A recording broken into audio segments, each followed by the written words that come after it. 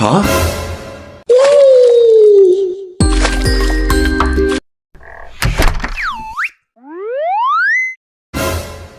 Huh?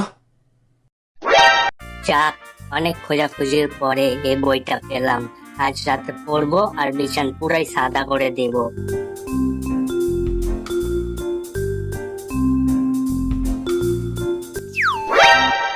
এই পন্টু, তোর হাতে এটা কিসের বই রে? ও কিছু না রে। ও মিয়া পা সানি লিওনের বই। তা তুই একাই পড়বি, আমাকে পড়তে দিবি না? আমার বাড়ি চল, দুইজনে পড়বো।